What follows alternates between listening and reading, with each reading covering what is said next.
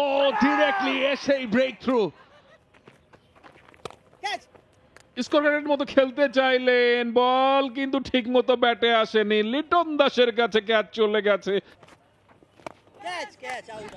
এবার কিন্তু আবারও হাওয়ায়। এই ক্যাচটা কি লিটন দাস নিলেন না? আমরা তাকে দেখে থাকি। ও ডিরেক্টলি এসেই break through. Round the wicket এসে স্লটে বল দিয়েছেন, মারার বল ছিল। মাহফিজুল রবিন হাওয়ায় ভাসিয়ে মেরেছেন মিড অন ফিল্ডারের হাতে। Liton Das makes no mistake. Nihaduzzaman just 5 over শেষ হতেই তাকে আনা হলো, ব্রেক থ্রুর আশায় এনেও দিলেন। মনে হচ্ছে সহজ শুনতে, কিন্তু না, একদমই সহজ নয়। কাজটা কঠিন ছিল, স্পেশালি মাহফিজুল রবিনকে ফেরানো, যিনি খুব ভালো কিছু ইনিংস বিল্ড আপ করছেন এখন পর্যন্ত। যদিও দল অনেকগুলো জয় পায়নি, but look at that shot. Confidence ছিল, কিন্তু একেবারেই বুঝতে পারেননি যে ওখানে লিটন শর্টারেই দাঁড়িয়ে রয়েছেন। ডিস্টেন্সটা পাবার মতোও খেলতে পারেননি। ফিরতে হচ্ছে তাই প্যাভিলিয়নেই। 17 বল থেকে 12 রান করে। দলীয় রান সংখ্যাও খুবই অল্প, মাত্র 21।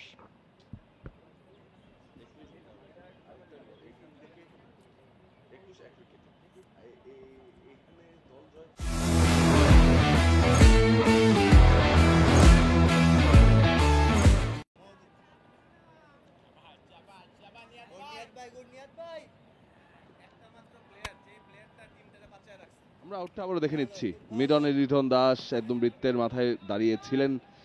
বলটা স্লটেই ছিল, টাইমিংটা মন মতো হয়নি, প্লেসমেন্টটা তো একদম হয়ই নেই।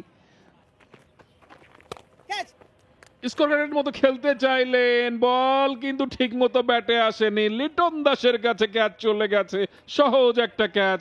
বিশাল চৌধুরী প্যাভিলিয়নে ফিরে যাচ্ছেন।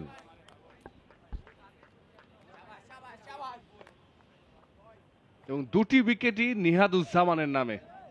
আবারও এসে পার্টনারশিপ ব্রেক করলেন, উইকেটের পতন ঘটালেন নিহাদুজ্জামান।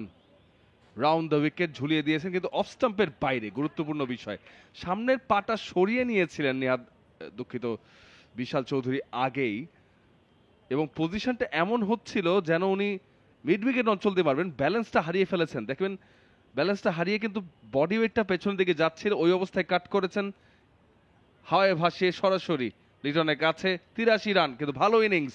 75 বলে করে ফিরে যাচ্ছেন 110 স্ট্রাইক রেটে, এবং দ্বিতীয় উইকেট হারালো ব্রাদার্স ইউনিয়ন লিমিটেড। 83 রানে আউট হয়েছেন, এবং এমন একটা সময়ে তিনি আউট হয়েছেন খুব অ্যাগ্রেশন না চালিয়ে। তিনি যদি আর 5-7টা ওভার খেলতে পারতেন, হয়তো সেঞ্চুরিটা হয়ে যেত তার। একটু তাড়াহুড়া করে ফেললেন কিনা সেই প্রশ্ন কিন্তু এখন আসতেই পারে। পরিচিত নাম।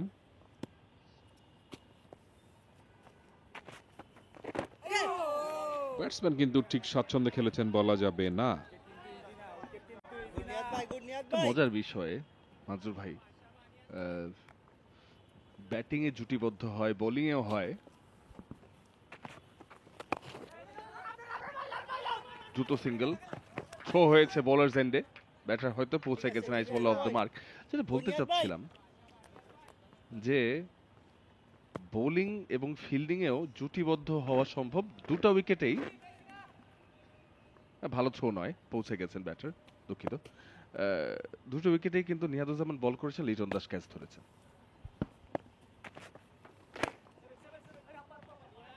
এবার নিজের বলে নিজেই ফিল্ডিং করলেন, এবং ঠিক তাই। আপনি শেন ওয়ার্ন এবং ইয়ান হিলিকে মনে করিয়ে দিচ্ছেন। উইকেট রক্ষক Shane Warne, leg spinner Shane Warne, wicket রক্ষক ইয়ান হিলি। এবার কিন্তু আবারও হাওয়ায়। এই ক্যাচটা কি লিটন দাস নিলেন না? জাওয়াদ আবরার নিলেন। নিহাদ লিটন জুটিটা ভেঙে গেল, সেখানে জাওয়াদ প্রবেশ করলেন, তিনি ক্যাচটা নিলেন।